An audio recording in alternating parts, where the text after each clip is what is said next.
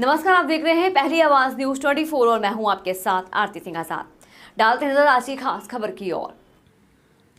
दिग्विजय के बयान पर बोले बीजेपी के प्रदेश अध्यक्ष विष्णु दत्त शर्मा। दिग्विजय सिंह का इस प्रकार की टिप्पणी करना मैं तो उनका सम्मान करता हूं, लेकिन जिस प्रकार की भाषा का उन्होंने उपयोग किया वो ठीक नहीं।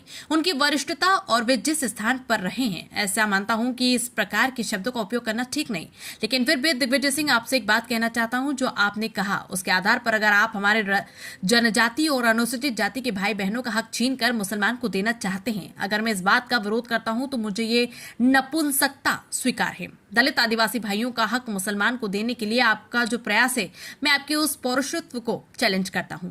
मैं ऐसे शब्दों का उपयोग तो नहीं करूंगा जिन छोटे और हल्के शब्दों का आपने उपयोग किया, लेकिन आपकी मानसिकता दुर्भाग्यपूर्ण है।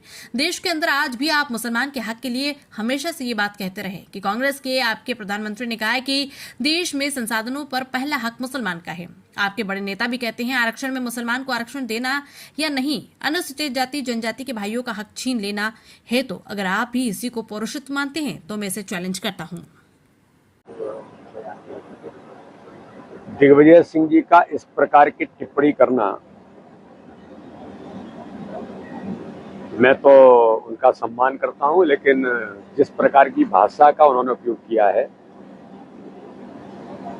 ये उनकी वरिष्ठता और जिस स्थान पर वो रहे हैं, मैं ऐसा मानता हूं कि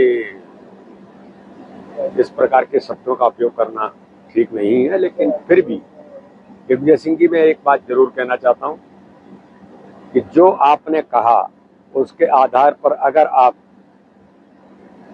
हमारे जनजाति और अनुसूचित जाति के भाई और बहनों का हक छीनकर आप अगर मुस्लिमों को देना चाहते हैं और मैं अगर इस बात का विरोध करता हूं तो मुझे वो नपुंसकता स्वीकार है।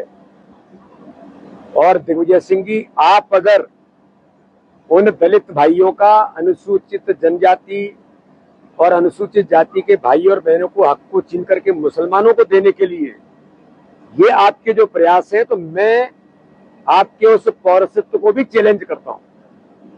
इसलिए मैं ऐसे शब्दों का उपयोग तो नहीं करूंगा जिस छोटे और हल्के शब्दों का आपने उपयोग किया है।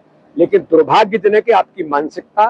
देश के अंदर आज भी जो आप मुसलमानों के हक के लिए आप हमेशा से कहते रहे हैं, कांग्रेस के अंदर आपके प्रधानमंत्री ने कहा कि पहला हक मुसलमानों का है।